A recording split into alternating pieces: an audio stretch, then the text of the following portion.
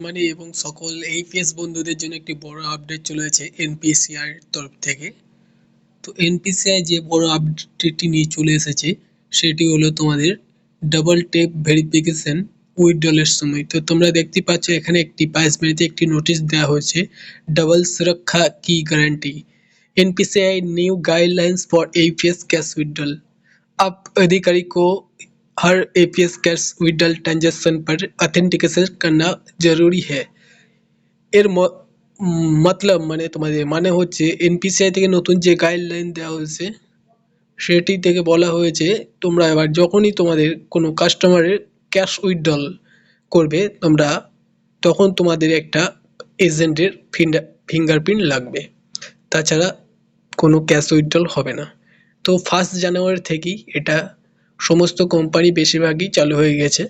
তো তোমরা এবার যদি অন্য কিছু ট্রানজ্যাকশন করো উইথড্রল ছাড়া, মিনি স্টেটমেন্ট থেকে শুরু করে ডিপোজিট অথবা তোমরা ব্যালেন্স করি, সেখানে কিন্তু 2 স্টেপস ভেরিফিকেশন যেটা এজেন্টকে দিয়ে করতে হচ্ছে সেটা কিন্তু করতে হবে না।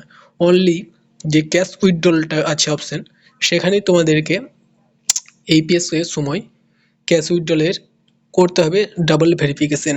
কারণ তোমরা জানো হয়তো এপিএস মার্কেটে অনেক প্রবলেম চলছে এই মুহূর্তে, কেউ টাকা নিয়ে অসুবিধা বা লিঙ্কের মাধ্যমে আধারের নাম্বার দিয়ে টাকা তোলা হচ্ছে, সেই জন্য এনপিসিআই একটি বড় আপডেট নিয়ে এসেছে।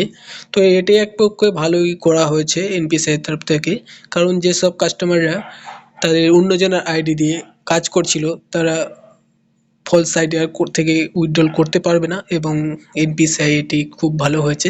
তো তোমাদের যদি আপডেটটি ভালো লেগে থাকে লাইক করে চ্যানেলটি সাবস্ক্রাইব করে পাশে থেকো।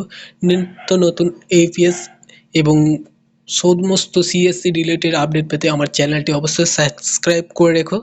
তো অ্যাক্সিস ব্যাংকের ওপেনিং নিয়ে আমি কিছু ভিডিও জানাবো একটু পরে, তো চ্যানেলটি অবশ্যই সাবস্ক্রাইব করে রেখো, পাশে থেকো। ধন্যবাদ।